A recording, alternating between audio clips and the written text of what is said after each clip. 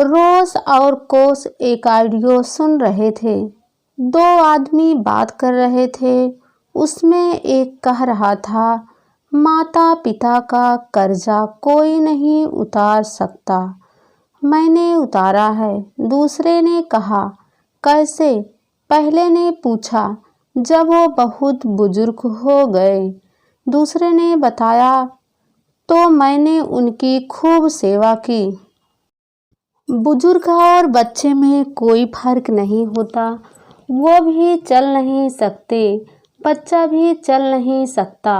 वो भी बोल नहीं सकते, बच्चा भी बोल नहीं सकता। बच्चा बिस्तर पर अपना मलमूत्र कर देता है, बुजुर्ग भी बिस्तर गीला कर देता है, खराब कर देता है। जब वो बहुत बूढ़े हो गए तो मैंने उनकी सेवा की, जैसे माँ बाप अपने बच्चों की करते हैं। तो क्या मैंने उनका कर्ज अदा नहीं कर दिया? नहीं।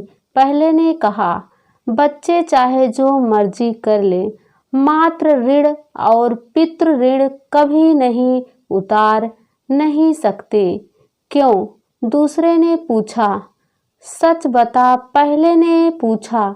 जब तू इनकी सेवा करता था और इनका दुख तुझसे देखा नहीं जाता था, तो क्या तू ये दुआ नहीं करता था कि इनकी तकलीफ़ों का अंत करने के लिए रब अब इन्हें उठा ले?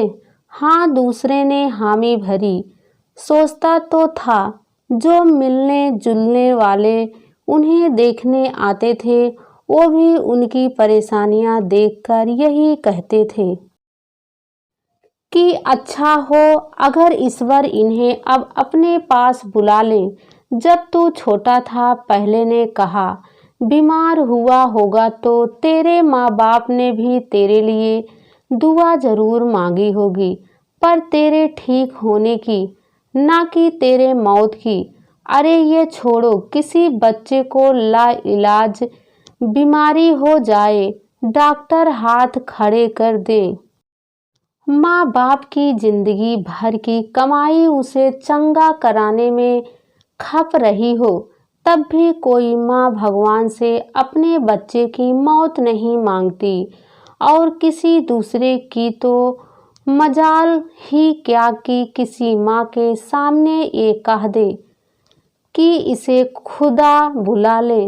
फर्क है तेरी सेवा में और तेरे माता पिता की सेवा में। उनका कर्ज नहीं चुकाया जा सकता है। विरोधाभासी रोस ने टेप रोकते हुए कहा, पर इसमें मेरे एक द्वंद्व का उत्तर तो है। आपने मुझसे कहा था, दुआ कर कि मैं हाथ पांव चलते निकल जाऊं। अब कहीं जाकर मांगने की आदत छूट पाई थी, फिर भी आपके कहने से मांगा। ये खुदा से मैंने लगा गुनाह कर रहा हूँ, मांग भी रहा हूँ। तो क्या मांग रहा हूँ?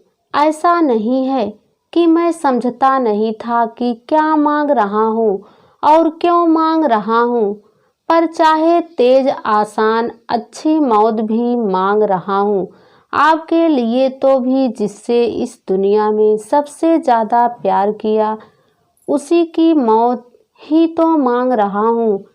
दिमाग कहता था उनके लिए तोहफा होगा, दिल कहता था गुनाह होगा। हालांकि जानता था कि क्यों मांगू, पर ऐसा मांगने को दिल ही नहीं मानता था। फिर भी कहता था, आपने तो करना ही था। दुआ में हाथ उठाकर मांग बैठा, पर फिर उसके बाद ना जाने क्यों ऐसा दोबारा कर ही नहीं पाया। फोन पर आपको अपना असमंजस बताया भी था मैंने। इस टेप ने ये तो समझा दिया कि बुरा लगता क्यों था।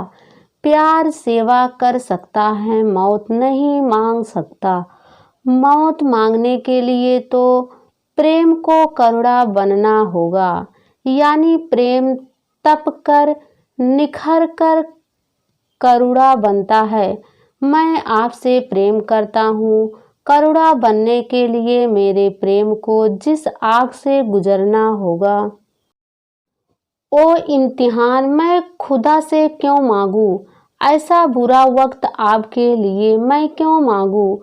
बाकी रह गई बात ऋण चुकाने की। ऋण तो गणित है, केवल गणित में हेर फेर नहीं होता, समझ में हेर फेर होता है। जो बकाया है वो सूद समेत चुकाया जा सकता है।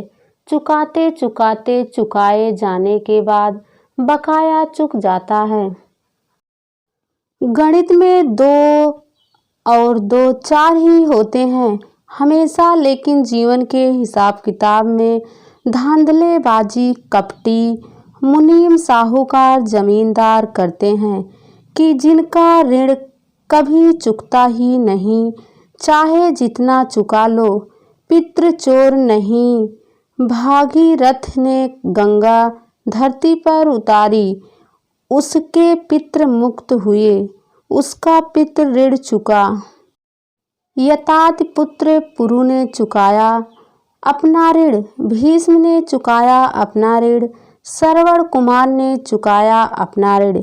पितृ ऋण श्राद्ध से भी चुकता है, ऐसा पंडित कहते हैं। शास्त्र में इसका विधान है, पर श्रद्धा इंद्र श्रद्धात्मक श्रद्धा से जो किया जाए वह श्राद्ध है।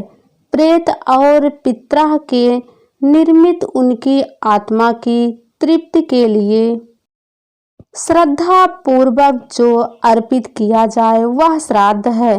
देश समाज गुरु का ऋण ऋषि ऋण भी चुकता है।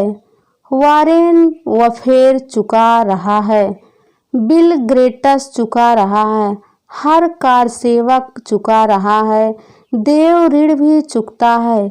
पूजा अर्चना से, दान धर्म से, पर्यावरण की देखभाल से, पर जरूरी नहीं कि कोई मेरा भला करे, तो मैं केवल उसी का भला करके उसकी भलाई का ऋण चुकाऊं।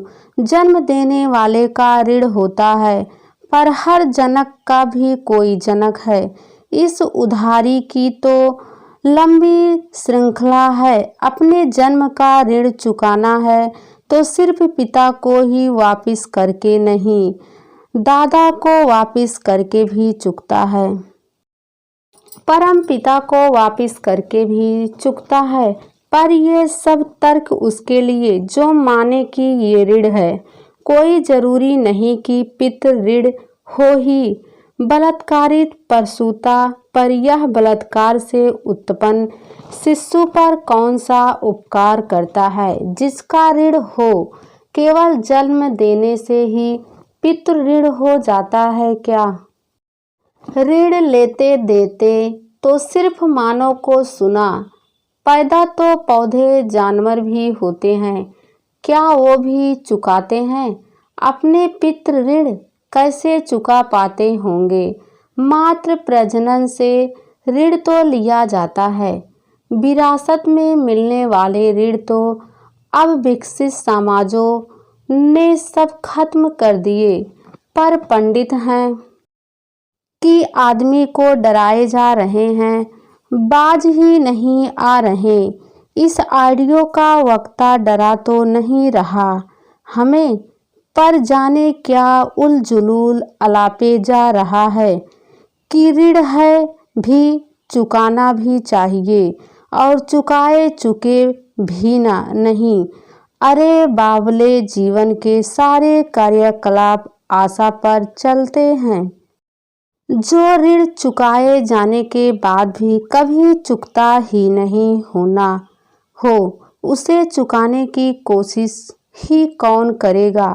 जरा सोच समझ के तो थ्योरी बाँच अपनी।